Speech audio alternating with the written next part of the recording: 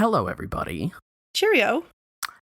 You may have seen this, in the news recently, and we were looking at it, but the Queen Elizabeth II of the United Kingdom just had her Platinum Jubilee celebration, marking 70 years of rule.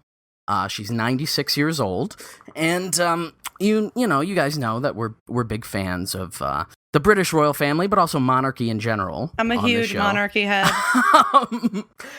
No, of course. We hate it, and we think it's horrible and awful, and, for a long time, we had talked about doing something on the British royals and trying to find, the angle to it, because there's so much that you could talk about with it, stretching through the history. There's just, so many crimes to uncover.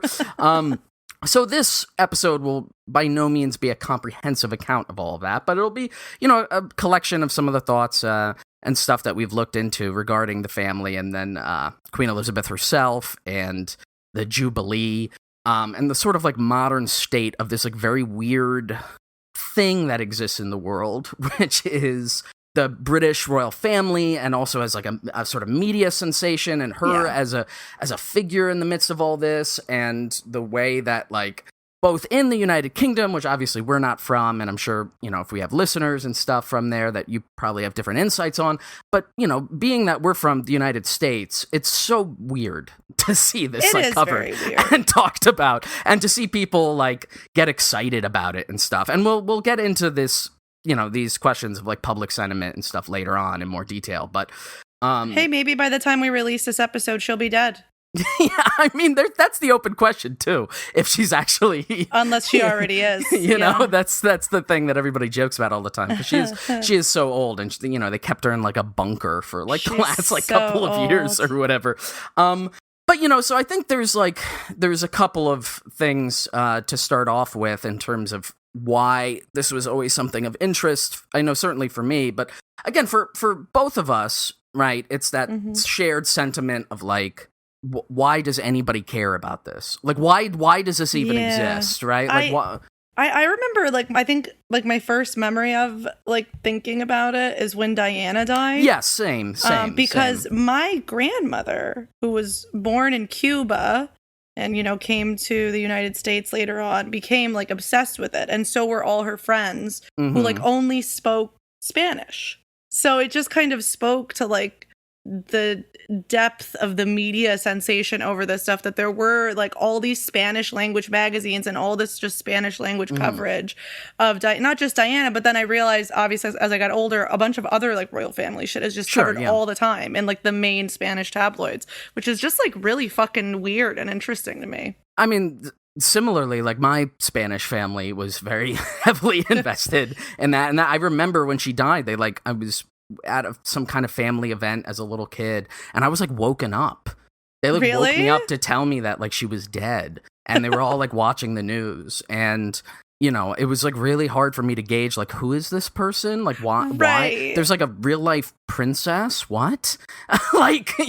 Thinking that is something archaic and medieval and it doesn't exist anymore. And then especially as I got older too, besides just the general annoyance of it being okay, whatever, it's sort of flippant celebrity tabloid coverage, and I don't really care about that. When you read and realize the amount of wealth and power this family has historically had and still has, and then also my other side of my family, the Irish side, and learning, my family was in the IRA, and the British Empire suppressed them. That's awful. I hate these people. And so it's it's very hard for me to see, and I'm sure, again, if you're listening to this show at this point, I'm sure you probably agree with this sentiment, but to just see it and feel an impulse of revulsion, just this strong Republican urge to be down with the monarchy.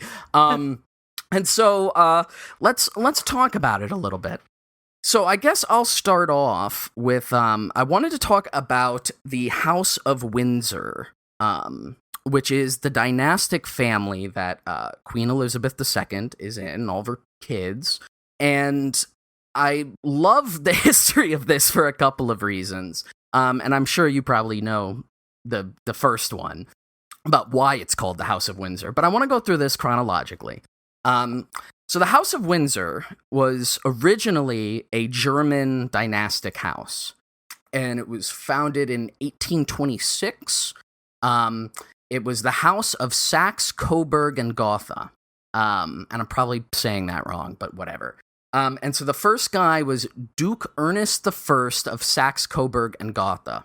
And one of his sons, Albert, married Princess Alexandrina Victoria of Great Britain, who in turn became Queen Victoria in 1819. And so this is how the house kind of like moves to Great Britain. And so Victoria herself was technically from a different German royal house, like so many of the dynastic families in Europe at the time and still to now are all like German. Hers was House Hanover. But I do want to talk about her, even though she was House Hanover, in this episode for two reasons. The first is that, her reign oversaw the British Empire's ascendancy to become the de facto world superpower in the 19th century. And so all of the terrible crimes therein that are included with all of that stuff. And there's so many of them. The second reason I want to pause on her for a moment is that all of her kids then were House Saxe, Coburg, and Gotha, which is then how we kind of get up to today. But let's first talk about her and her reign. So she reigned for 63 years. So prior to Elizabeth now, she had been the longest ruler of Great Britain up to that time. And a lot happened in that time period. And we could do a whole episode just on her or any of the specific things I'm going to bring up. But I just want to quickly just run down a list of the greatest hits of the British Empire and Queen Victoria's reign in the 19th century. So the first, the formal integration of India into the British Empire, which then Queen Victoria was made Empress of India, even though she never even fucking went there. All of the brutal colonial stuff you can imagine, including the Great Famine of 1876 to 1878, in which somewhere between 5 to 10 million people died in India under her watch. Another great hit, brutal colonial rule over Ireland, which included yet another Great Famine, otherwise known as the Potato Famine, from 1845 to 1852. It killed about 1 million people and led to 2 million fleeing the country as refugees. And so that's between a fifth and a fourth of the entire population of Ireland was lost during that time. She got a running count going of fucking lives they're responsible for.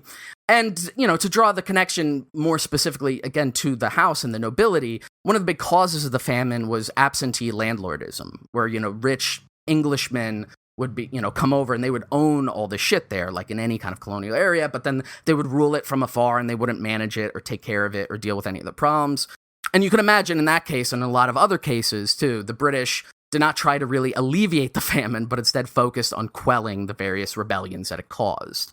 And in Ireland, decades later, the blight returned, also under Victoria's reign. That's how long it was. It was 30 years later. And similar, death and devastation happened. There were rebellions, and the British just focused on quelling it. You have the occupation of Egypt in 1882, which was in part driven by the British's desire to maintain control with the French over the Suez Canal.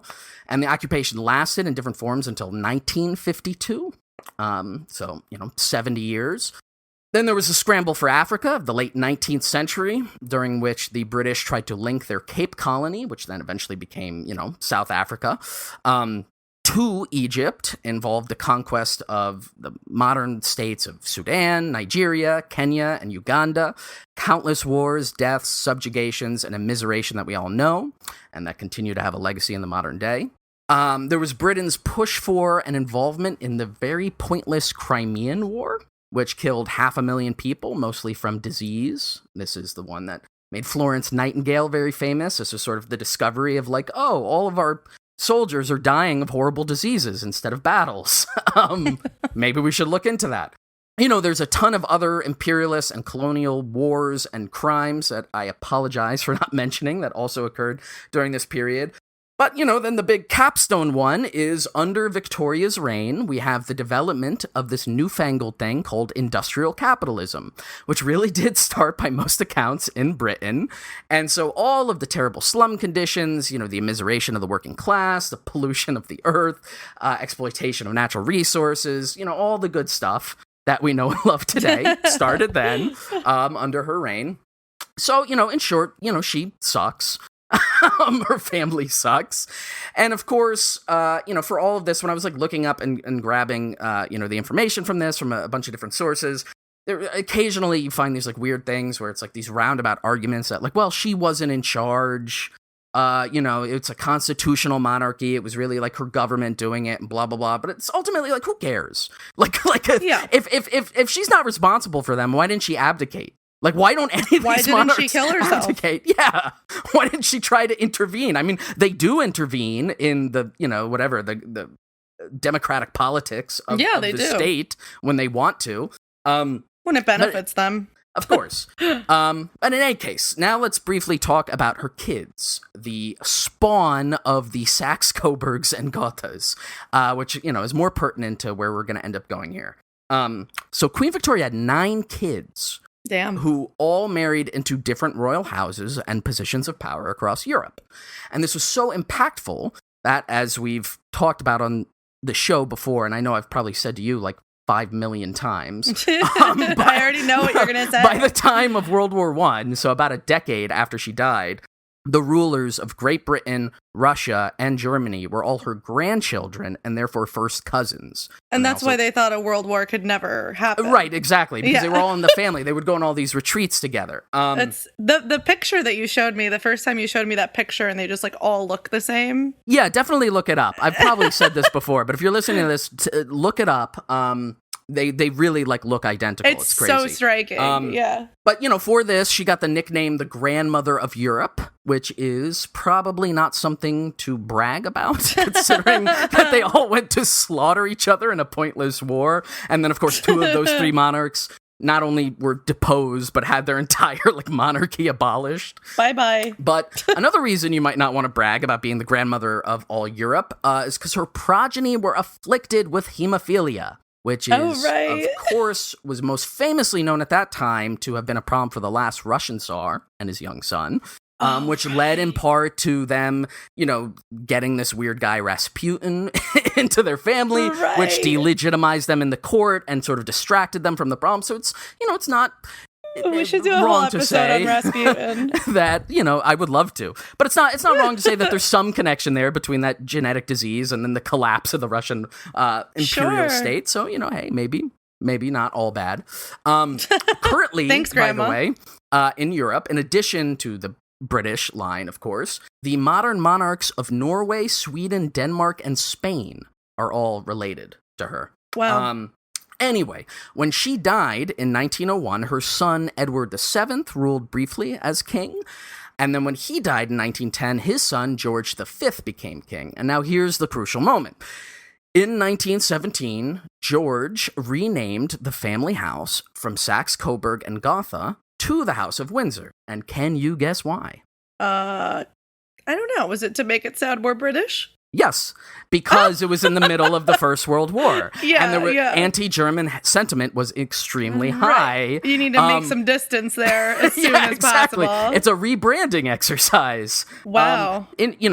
Similarly, in Russia, the Tsar had renamed St. Petersburg, the capital, to Petrograd. To go from a German-sounding name to a Russian-sounding one.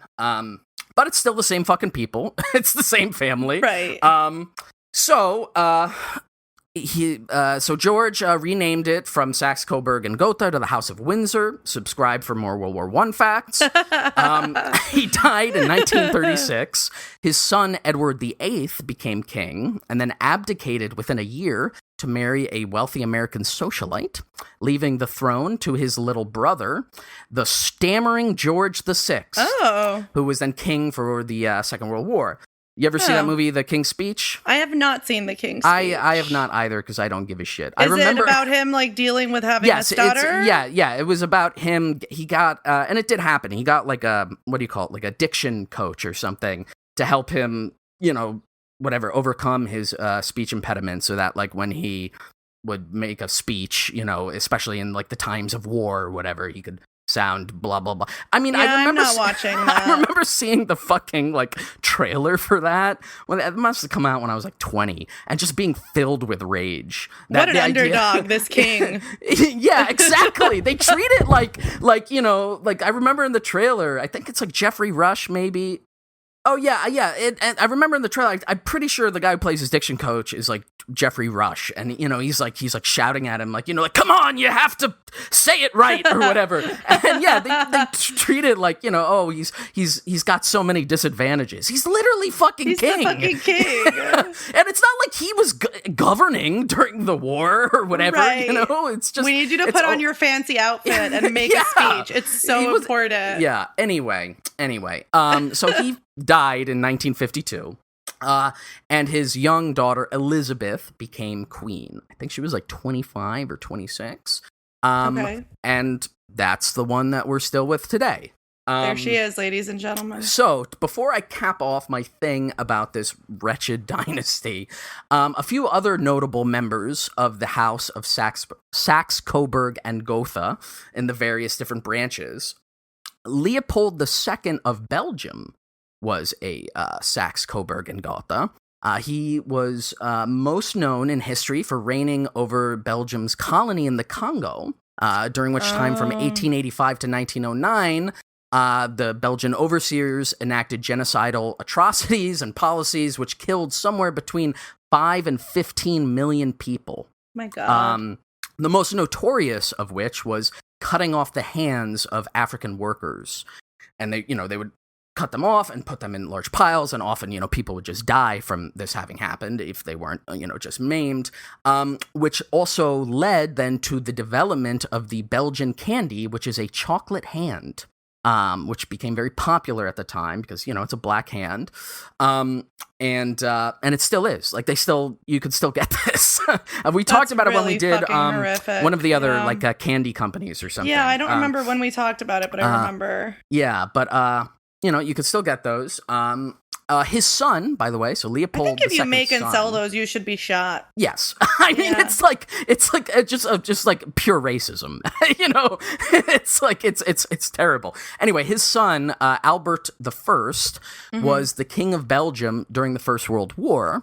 And he also changed the name of the house from Saxe, Coburg, and Gotha to the House of Belgium in 1920. Not very creative. Which is funny for two reasons. First of all, he's like copying what the British did. Right. And second of all, he's doing it like years after the war is over. That is weird. It's like, but in any case, there you go. Maybe he was just mad.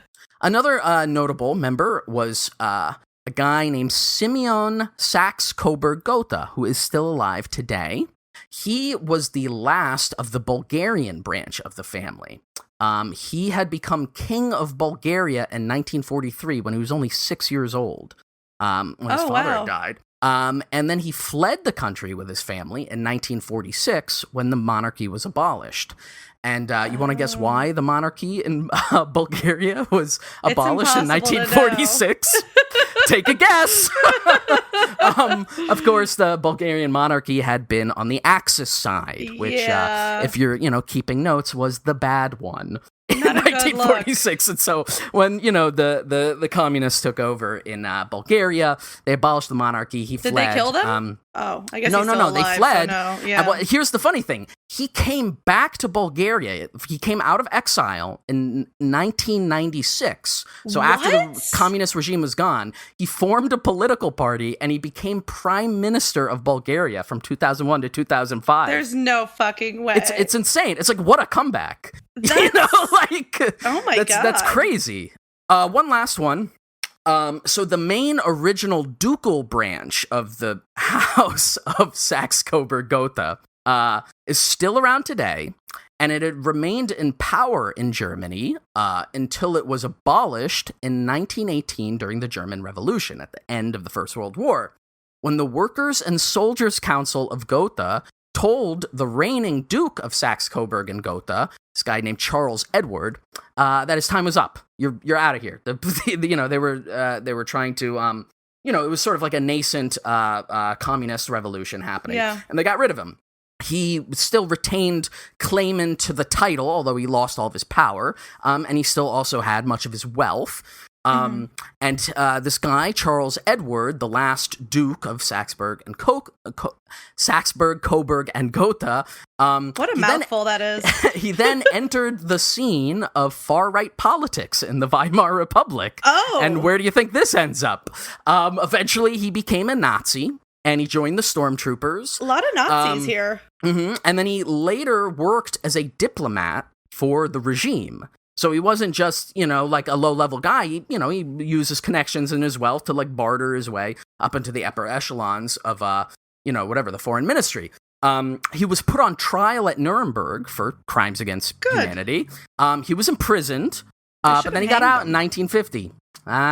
Really? Yeah, a lot of them did. They got classified. There was like a different classification. I forget what the word is in German, but it basically like they distinguish between sort of like lesser followers. The idea being like people who had just joined the Nazi party for like administrative purposes. Being like a high-ranking diplomat, I guess, is fine. Yeah. That's a normal and like thing an to early do. ardent support. I think he like met Hitler in the 1920s.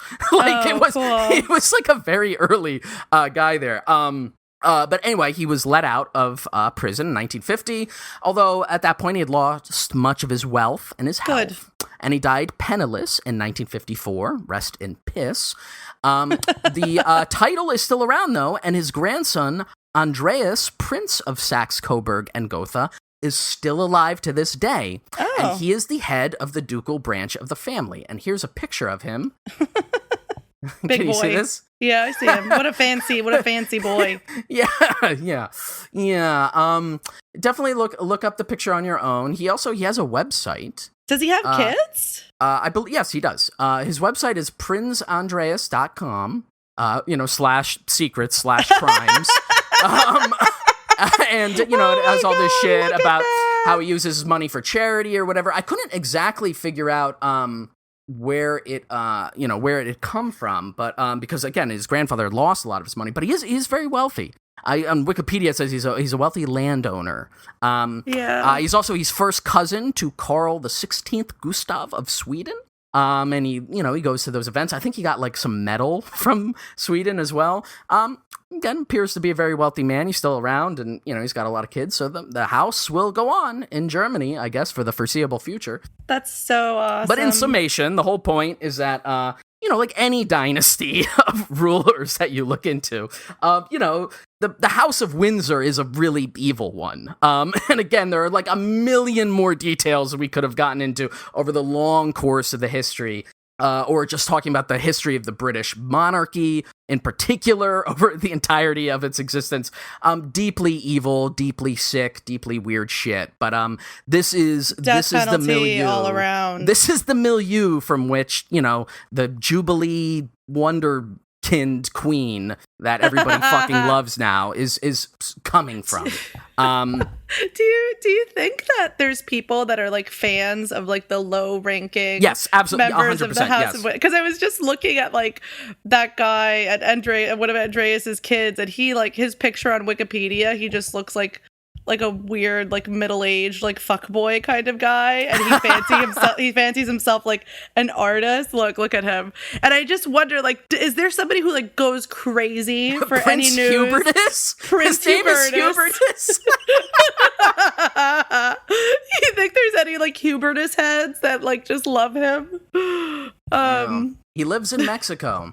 Oh, that was one of the other ones too. I think I believe the French Maximilian, the guy who like claimed he was Emperor of Mexico in the 19th century. I think he might have been a Saxe-Coburg Gotha as well, or at least certainly he was related to the rest. Look at his website URL really quick. I don't mean to get too off track, but he has a new song out now as well. If you go to his website. Oh yeah, look at that. It's in Spanish. He's Mexican. He lives in Mexico. It's Yo no sé cantar flamenco. He's Mexican? Yeah, he's apparently he was in the Mexican ski team in the Olympics. He's like an alpine skier. Okay, all yeah, right, all of his shit here is my goodness. I mean, it just shows you the incestuous weirdness and the fact that like all these fucking people are still around. And this is in part my interest, and I know I've definitely talked about this stuff on the show before, where like these people still have some claimants to power, and certainly in the case of the House of Windsor, right? There's an actual seat of power, but then there's like all of the ones that have long been deposed and out of power for like 100 years. There's like fucking people who claim, that they're like the rightful heir to the Bourbon throne, or like that I'm like the we talked about like the millennial Napoleon guy, That's the so Bonaparte. weird. There's like the Romanovs, of course, that are still kicking around and all fighting each other and shit. And those people all have like hangers on and stuff. Right. Like people who like think that their position fucking means anything. It's crazy. And they all hang out together and they give each other these little like fucking awards and stuff. Like the guy, Prince Andreas, again, it was something, like the Knight's Order or something from the King of Sweden, who's his cousin. It's like his grandfather was a Nazi. That's wild, dude. He was convicted of crimes against humanity. That's wild, dude. But yeah, he's still around. And so are the wicked Windsors. So many of them. And they're wealthy too. That's the other thing. That's People right. always say, because it's a constitutional monarchy, they're not really like, they don't really have political power as much anymore. So they're not really like that's usually the argument against the Republican move, right? Right. And of course here I'm talking about in terms of a republic, not the United States Republican Party, but the Republican kind of political position is often blunted by this like argument that like, because these are constitutional monarchies, these are really just figureheads, right? And they're sort of mascots for the nation. What's the harm? So what's the harm? They don't do anything bad. Or do they? Or do they do a lot? Great segue.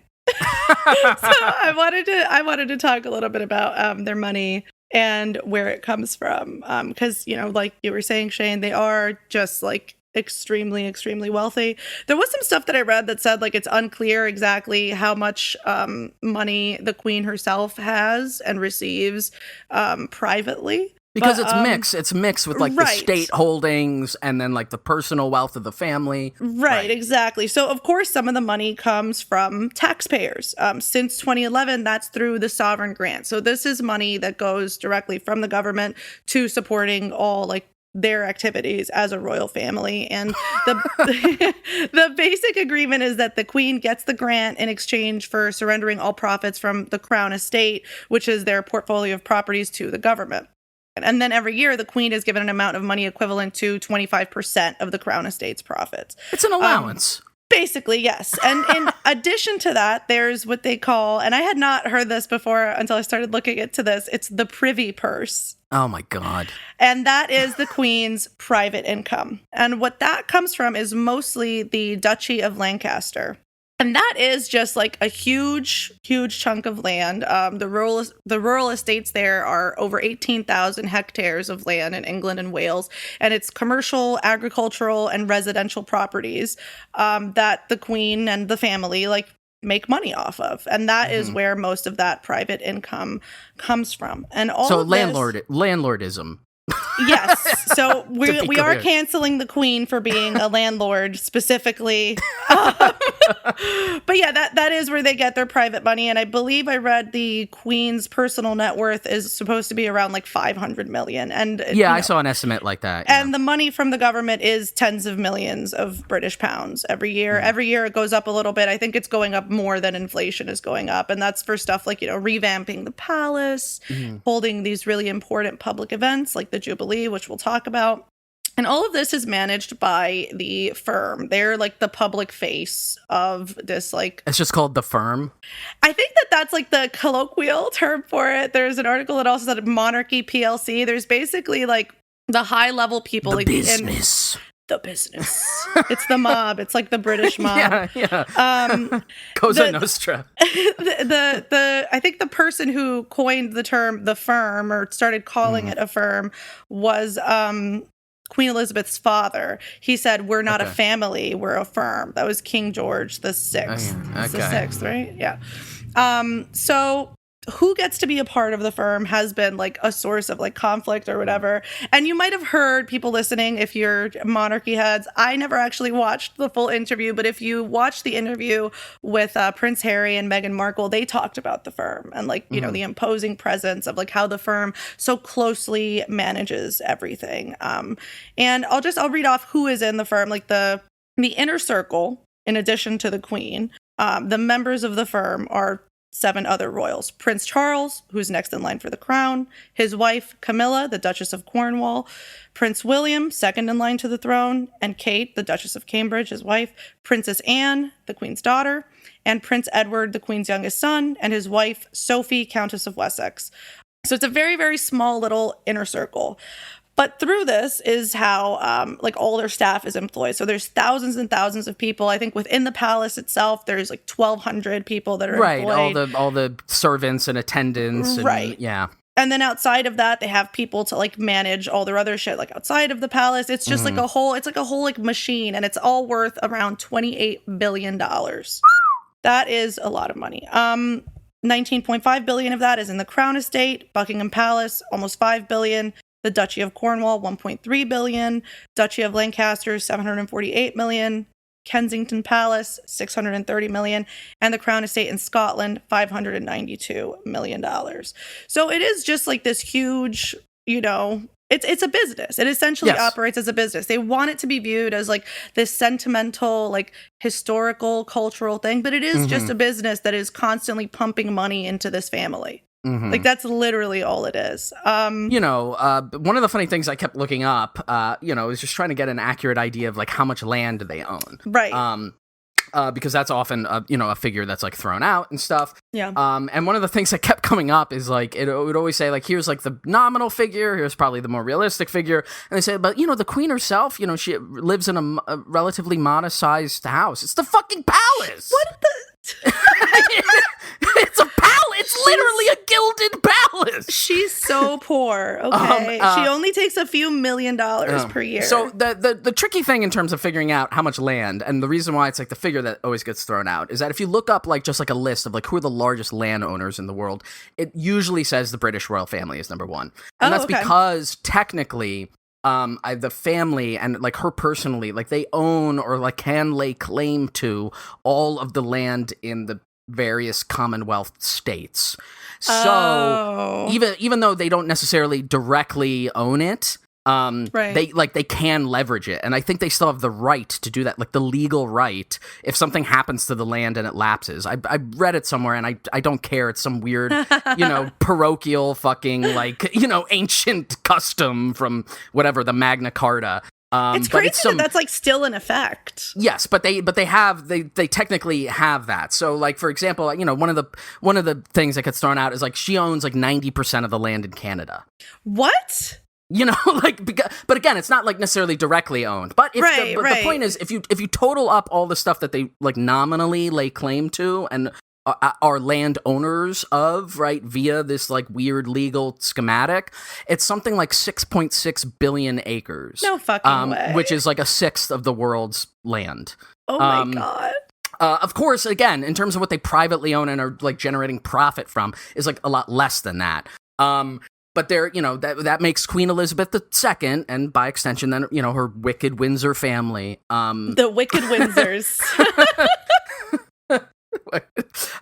Queen Elizabeth and her gang of thieves. But anyway, so they're nominally the largest landowners in the world. By the way, guess who's second largest landowner in the world with 177 million acres? Is it the United States? Nope.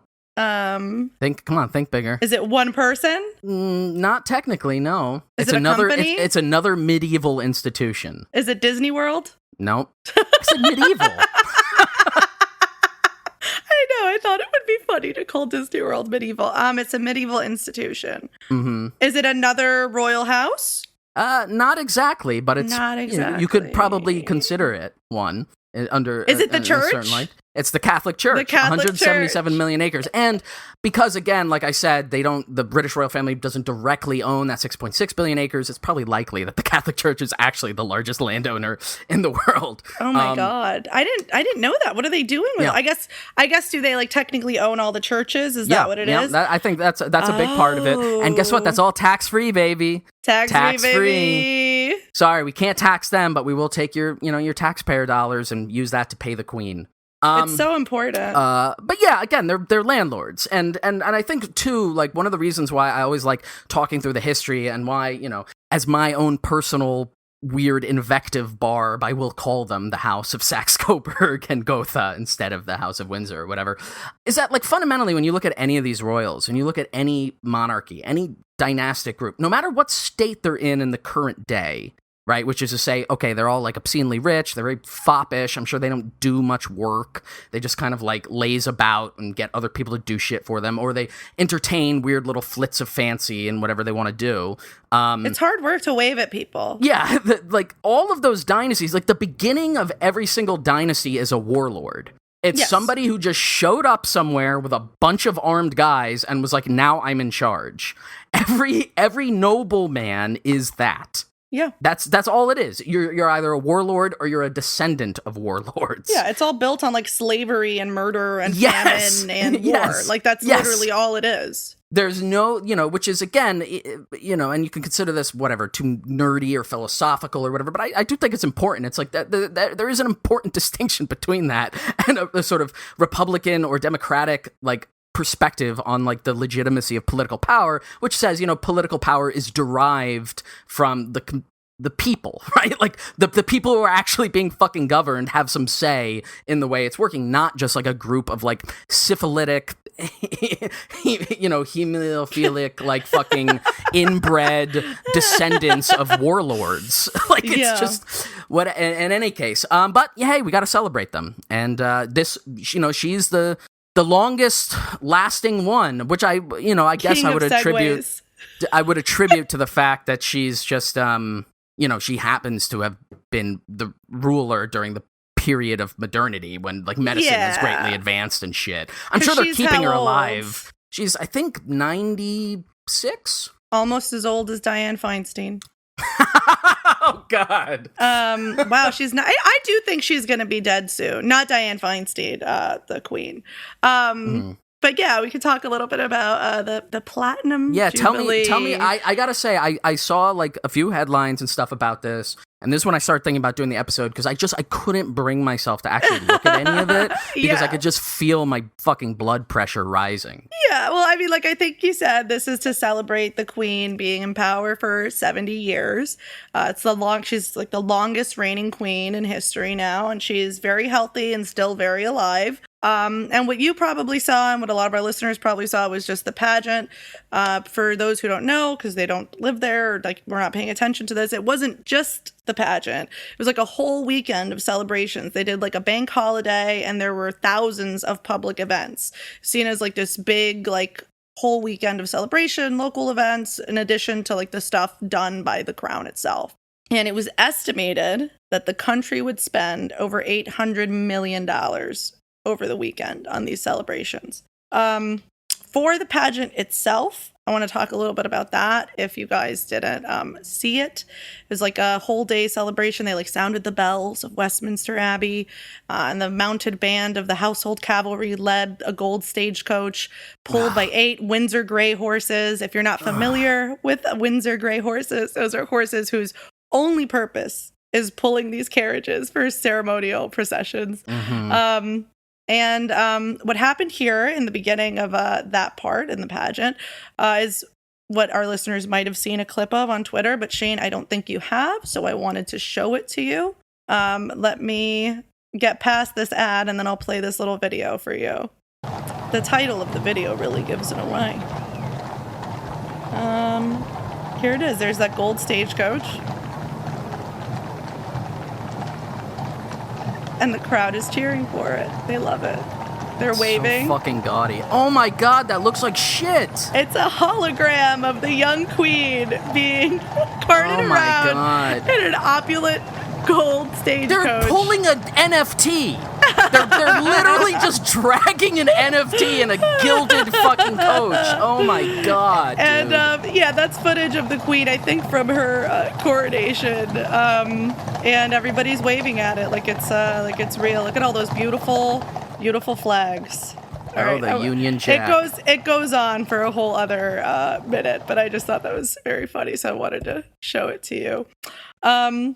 Apart from the really insane hologram thing, the pageant featured 4 other acts. It included a huge military parade, a showcase about like culture and how it's evolved in these 70 years. A look back at the queen's life, which is like what even is her, like, her life is just doing these events and then going on vacation. Like that's her life. Right. And then it was all capped off with a performance of God Save the Queen by Ed Sheeran. Isn't he Irish? Is he? I don't know. You probably know him from Game of Thrones. Didn't he appear in Game of Thrones? That's the only time. I thought he was Irish. I guess he he's might English. Be. I mean, if he was Irish, he wouldn't be doing this shit. So he's he was born in West Yorkshire. As for the cost, the celebrations over the whole weekend were estimated to cost about 28 million British pounds, or about $35 million US for American listeners. 15 million of that was just for that pageant featuring that hologram, which was supposedly privately funded. That's another thing. Like a lot of this stuff, in addition to the money they get from taxpayers and the government, some of it is like privately funded. I guess there are like people and organizations that want the queen to be queening so hard that they just give money for stuff like this. They want her to slay. They want her to. Please cut that. Just bleep it or something. Like I was saying, so some of the rest of the money would obviously have to come from taxpayer money. And these figures, of course, don't take into account things like the increased cost of police presence or the cost to local businesses and other like local expenditures where these events are happening, like cleanup afterwards, cost to like renovate spaces to be able to support like tens of thousands of people coming out. And according to the British Department of Digital, Culture, Media and Sport, which is, I guess, the people that like plan this type of stuff, some of the cost would be offset by the amount that people would spend on that day. Like I was saying, I think they were supposed to spend like over $800 million. But not all the costs would be offset, according to an assessment that they did last year. They actually estimated that the weekend of celebrations would result in a net loss for the GDP of the country. How big of a loss do you think it would be, Shane? I don't know, a couple $100 million, whatever the equivalent is that in US, from US dollars to British pounds. 2 billion British pounds.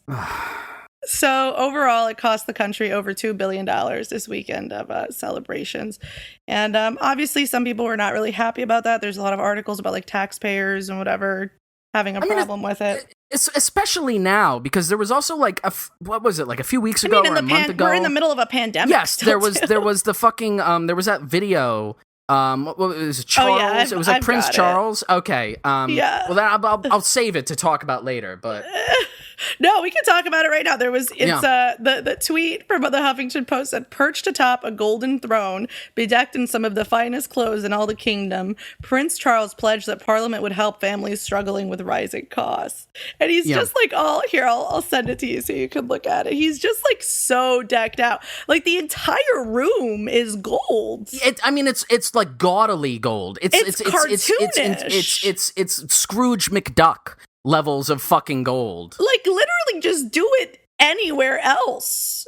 Like wear a different outfit. Like just try to look normal. I guess if you're one of these people, like you're so out of touch with what like a normal person experiences, that maybe this to him seems like just like a normal thing to do. I mean, I'm sure there's also like they have like an in their fucking legion of assistants and stuff. They have like image consultants and managers. Sure. And I bet there's some fucking weird idea that like the crown has to remain looking ostentatious, strong and rich, so that way that'll like somehow stimulate positive effects in the economy, which is just, it's a slap in the face.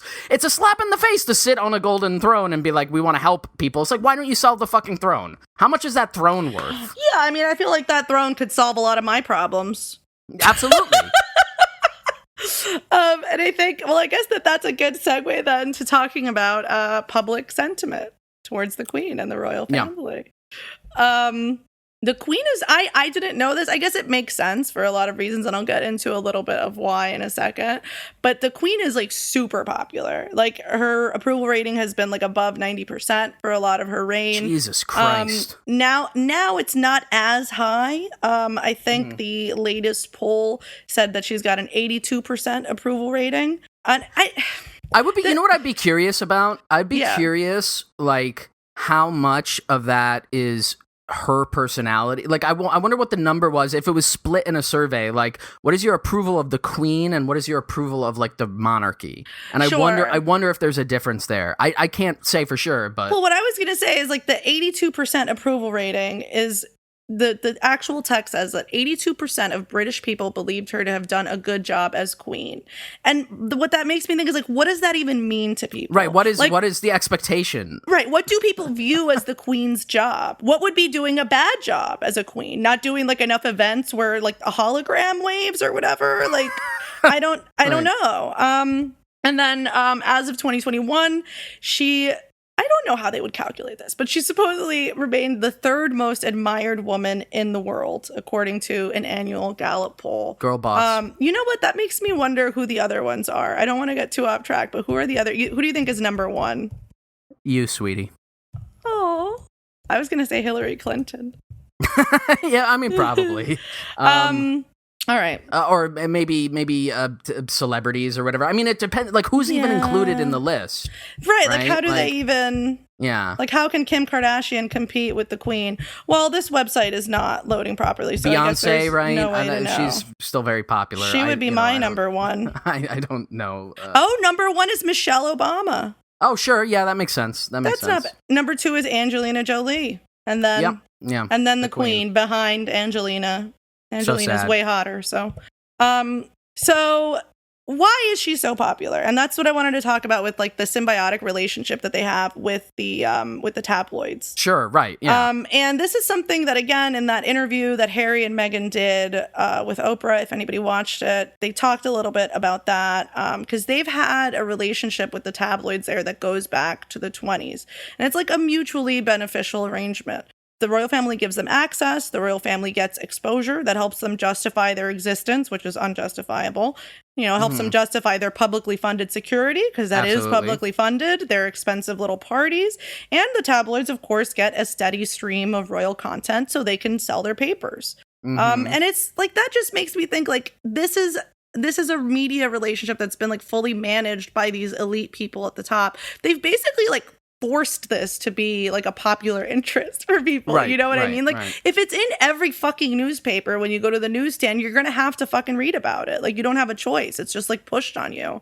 And of course, like we touched on as well, the US also has a weird infatuation with the British monarchy for some fucking reason. And I read a few articles that like theorize on why this might be. Like, that constant media bombardment is obviously a factor.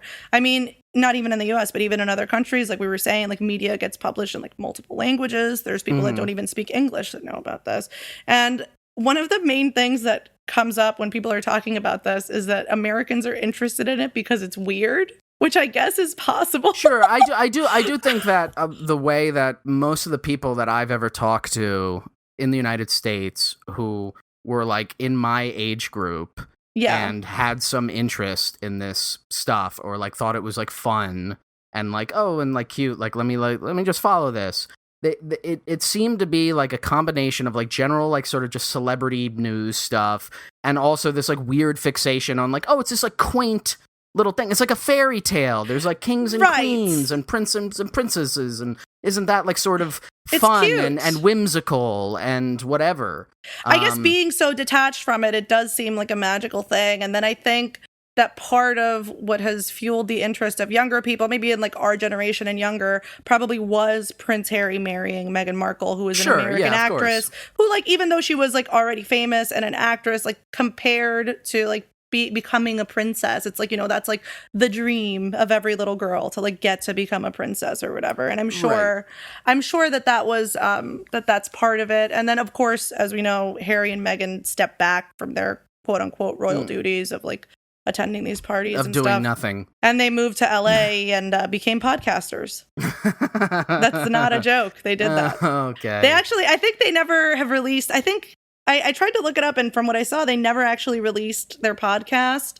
So we'll see if that pans out. It's supposed to be coming out on Spotify. Spotify already gave them like millions of dollars. And I wanted to talk a little bit about this too. Maybe here is a good place, is like, you know, they made a big show out of like leaving the royal family and like being different and like giving back money that had been used to renovate the place where they live. And it's like, that is good. And like, it is genuinely true that Meghan Markle has dealt with like a lot of racism, but it is also like the reason that they did that was because they had like the security to do that. Like, they're not coming out and saying like the monarchy should be abolished or whatever. Like, they're not like anti-monarchists. They're just like comfortable people who maybe didn't want to have to like go to like every party and like wave or whatever. Sure, incidentally, despite like the interviews they've done and like this whole like separation they've made, they were at the Jubilee celebrations. Of course. You're never really, no one's ever really gone. You know? But apparently they weren't really seen with the like inner circle of the firm. Probably because, you know, there is like some tension there, and the relationship obviously has deteriorated by them not wanting to fully play into the royal activities. And I guess we can also talk as well about how the rest of the world perceives the royal family. You know, like we were saying, multiple language tabloid coverage, like they are popular worldwide, but in the last few years especially, there has been a move by a lot of the states in the Commonwealth to get rid of the Queen. Barbados did this. Gosh, when did they do it? Was it in 2021? It wasn't that long ago. It was pretty recent. Yeah, and I was also reading then that 6 other Commonwealth states are in the process of trying to do that. And what was really interesting to me, I was reading about when Barbados did it, and there was like an article about like the whole ceremony that they had to like you know, announce that they were becoming a republic and all this stuff. And the royal family was like there. But you know, there were people from Barbados that were saying like, you know, it's fucked up for them to like even have any involvement, and they still remain part of the Commonwealth, you know, despite not being ruled by the Queen anymore. But it's like what they did in Barbados is just like the most like we were saying, like the most like brutal like slavery, and like yes like it's horrific, but still it was framed by a lot of like a lot of the quotes I saw from politicians were like, we don't want to diminish like the positive relationship between the royal family and Barbados. And it is just so like shocking to see anybody say that. It almost speaks to like a fear that they still have. Oh, I'm sure. Of the royal family. Yeah, of course. Because the thing is, even though they don't wield ostensible political power, they do. Because they're very wealthy and they're in this position. They do. They can leverage that to do different things. Yeah. I wanted to read, just in terms of the rest of the world's perspective, and this is, and if you're a Twitter person, you may have seen this, is I think probably because of the Jubilee, is made the rounds again. People have like quoted from it, and I think one time it went viral, but it is really funny and great, and it definitely speaks to me as somebody with some amount of Irish heritage. But there was this piece by Patrick Frayne in the Irish Times in 2021 called "Harry and Meghan: The Union of Two Great Houses, the Windsors and the Celebrities is Complete." And the opening 2 paragraphs of this are like incredible. And I think it does distill for me like my feeling about it, both in the kind of weirdness of what the royals look like, and then also like the Irish angle to it. So I'll just read the first 2 paragraphs from this piece.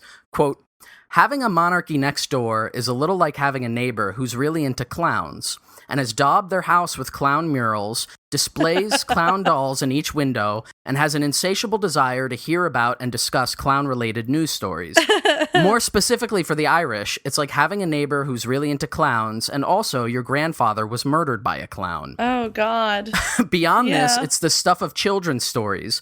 Having a queen as head of state is like having a pirate or a mermaid or an Ewok as as head of state. What's the logic? Bees have queens, but the queen bee lays all of the eggs in the hive. The queen of the Britons has laid just 4 British eggs, and one of those is the sweatless creep Prince Andrew. So it's hardly deserving of applause.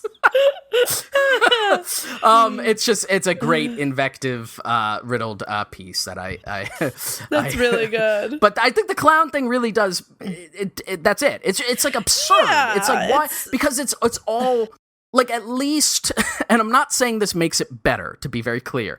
Yeah. But like, if you're being ruled by a warlord, right? Sure. Like, and you have living memory of the warlord showing up with a giant army and being like, I'm in charge. I could understand being like deferential to it and being like, okay, I'll try to keep my head down. I don't want to get killed by the warlord. The warlord's really scary. Then maybe that extends to like the warlord's son. And maybe the warlord's grandson. But if you're generations removed from the warlord... But at a certain point, if they're just like weird, like they have all these like ridiculous titles and these gilded thrones, and they wear these silly looking fucking costumes. Yeah. Like, and they have all this money that you're giving them as a government. Like, get rid of them. Yeah. Say, like, go away. But I love reading about them in the paper. The state has seized all of your properties. All of your fancy gowns, all of your shit. Redistribute it. I have no like patience for it. I also don't like, I understand there's obviously in a certain practicality, even in a republicanist movement, if one was to come about, because I did read a few places that like there's some speculation that when Elizabeth dies, you know, because her reign over the last 7 years has been the transformation really into the modern contemporary world, right? I mean, we have like fucking nuclear weapons, the internet, and like chocolate milk now. Like it's like I mean, it gets harder as we move. You know, we've been to space. Like you don't like. It's very weird to imagine that you're gonna maintain this, but and I understand the practicality of, again, if there was a Republicanist movement to sort of come about after she dies, because that's the speculation, that it's so much wrapped up in her charisma, and she just happens to live this long, and when she dies, it might just kind of start falling apart, and the family might sort of, like, just abdicate. I mean, hopefully. You know, that would probably, if it was going to happen, it would happen through some, like, very, like, weird, esoteric legalist means, and it would happen peacefully, most likely. But, like, I really like the fact that they just have all this hoarded wealth and they're just like sitting on it. I really don't like, on a moral level, I think you should just like send the fucking gendarmes to the palace and arrest them. Yeah. Be like, you know, like it's the Jacobin move of like, you are now like citizen Windsor.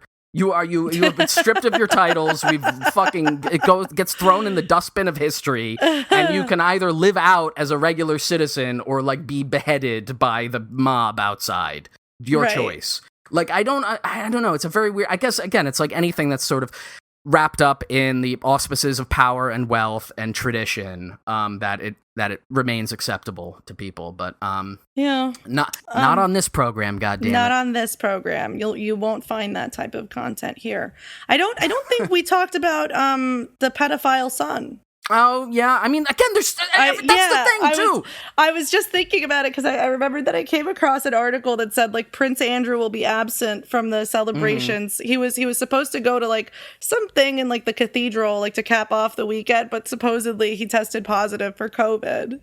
Which is just clearly like they've made that up to avoid the pedophile son. Maybe they gave him COVID. I mean, hopefully they did. Maybe he'll die. I don't know. For those who don't know, he was like closely associated with Jeffrey Epstein. Huge pedophile, confirmed pedophile. Don't know that anything is happening to him. I mean, that's the other thing again, too, in the sense of like they don't have political power, but because they're obscenely wealthy, they are involved in all kinds of, not just like, you know, what we would call on the left like sort of like crimes against the people or something, in the sense of like having a bunch of wealth, but just like literal crimes. They do crimes all the time, like just, you know, violent and sex crimes. It's the whole lot of them. I think the only thing that happened to him was like they took away some of his titles. One of his scepters. He only gets to have one gilded throne now. It's really sad. But I think there was a civil suit that he settled because he was like directly accused by one of the Epstein victims of like like he trafficked people. Yes. Like he wasn't just like attending a party or something and was like near Epstein. Like he was like a close associate. And he did sex trafficking. I will not say allegedly. He did that. No, he did that. And I believe the people who say he did that completely. Absolutely, he did that. Yeah, that's kind of a low note to end on. So I will bring up something. Something. Oh, weird. You have this picture here of Stonehenge. Yeah, I was gonna to end on a lighter note. God. As part of the celebration, they projected images of the Queen on Stonehenge. And if you haven't seen that, just Google it. I think that's the episode art. I think that's probably the episode art. Yeah. Oh, God. It speaks for itself. You just look at it and that's it. You know what I hope happens as a result of this? I hope, just because of this in particular, I hope like the fucking like druid gods are like awakened by this sacrilege and like slither out of the forest and just fucking destroy the House of Windsor once and for all. Just ruin it. Just break kill it. them on the wheel. Yes. Like just God, it's so disgusting to me. I don't know. It's really like both on the kind of intellectual and sort of moral level, but also just like aesthetically. I think this shit is really gross. And I'm sorry if you're a person who like has that attitude of like, oh, it's like a fun thing to. I don't think anybody listening to this show is into the royal. Yeah. I mean, I'm so sometimes sorry. People are. I'm not sorry. Unsubscribe. I will never. I will be 100% unapologetic for thinking that these are all horrible pieces of shit and it's gaudy it's disgusting and they deserve to be in the trash. Like that's in the dustbin of history. Exactly. Just fucking sands slipping through the fingers. Look on my works ye mighty and despair. That's right. Nothing besides remains. All right, and then we just end it with bum bum bum bum bum bum bum bum bum. God. No, we should end it with Go On Home, British Soldiers, Go On Home. Yes, please do. Please end on that. All right, well, Auf Wiedersehen from the House of Saxe, Coburg and Gotha. That's it. That's the end. That's good. I like that. Shoes. What's shoes? Bye. All right, love you so much. Bye-bye. I'll stop recording. British soldiers for the cause. We'll never bow to soldiers because throughout our history we're born duty-free. So get out, you British bastards, leave us be. Go on home, British soldiers, go on home. Have you got no fucking homes of your own?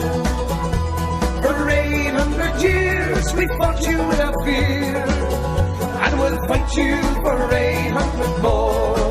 And if you stay, British soldiers, if you stay, you'll never ever beat the IRA. But there's 14 men in Derry, and the last that you will bury. So take a tip and leave us while we may. Go on home, British soldiers, go on home. Have you got no fucking homes of your own? For 800 years we fought you without fear, and we'll fight you for 800 more. We're not Saxon, we're not British, we're not English. We're Irish and proud we are to be. So fuck your Union Jack, we want our country back. It's Ireland and Ireland it will be. Go on home, British soldiers, go on home. Have you got no fucking homes of your own? For 800 years we fought you without fear, and we'll fight you for 800 more. And if you stay